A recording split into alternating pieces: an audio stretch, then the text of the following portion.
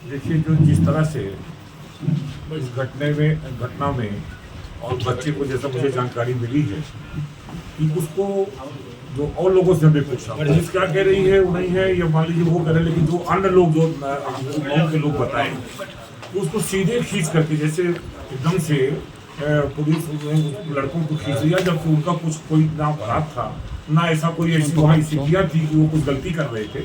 वो अपना जा रहे थे, वो तो वो और लड़का भी बता रहा है, हमने उससे भी बात करा, उसने कहा हम को हारन बजा के को साइड पर कर रहे थे और बाकी उतने में उसको खींच करके दोनों को और उन्होंने ले करके काफ़ी वही पहले मारपीट की, फिर उसको जाके आतंकवादी जैसा था उसमें जीप में भर के ले गए, फिर थाने में मारपीट करी है, जिसके उस चोटों का निशान है। ये बहुत ही दुखद है और उसमें उनके खिलाफ कड़ी कार्रवाई होनी चाहिए और उससे तमाम हमारे कार्यकर्ता, समर्थक और आम जनमानस उससे आक्रोशित है। तो पुलिस की कार्यशैली आपको नहीं लग रहा कि इस समय बेहद खराब है? देखिए, मैं समझता हूँ कि वास्तव में कई थानों की शिकायतें आती हैं और उसमें पुलिस की कार्यशैली जैसे मऊ में ही है, बहुत अच्छी नहीं है।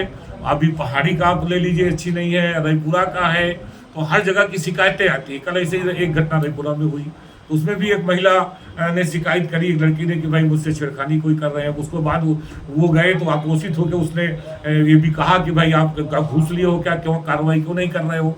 तो फिर उसको भी तो बैठा लिया, दोनों के सिक्योर में चालान कर दिया। ऐसे ही पहाड़ी थाना में तो रोज शिकायत आती है। मऊ में ऐसे वो भगाई गई थी और रुपया लेने में माहिर है वो एकदम से।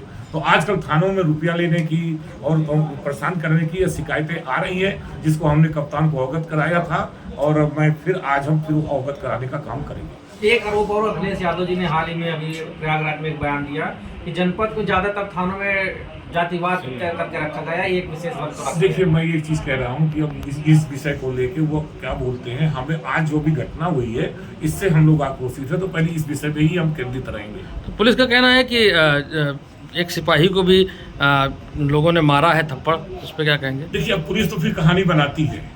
आप हमेशा देखते हो कि अपनी बचत के लिए पुलिस तो ये भी कहती है कि वो लड़के बदमाशी कर रहे थे, ऐसा कह देंगे वो, क्योंकि अपना उन्होंने गलती करी है तो अपने को बचाने के लिए वो तो कुछ न कुछ करेंगे, वो ऐसे कह सकते हैं। फिर स्वाभाविक है, एक ऐसे नाबालिग बच्चों को जो दोनों थे, तो नाबालिग बच्चों को इस तरह से मार करके और घटना होगी तो लोग तो आक्रोशित होंगे ही। तो अभी किसी ने न कोई वहां मारने की सूचना है न कुछ है। ये जरूर है कि सब लोग आक्रोशित होकर थाने पहुंचे थे और वहां पुलिस से उनकी नोक झोंक हो रही थी।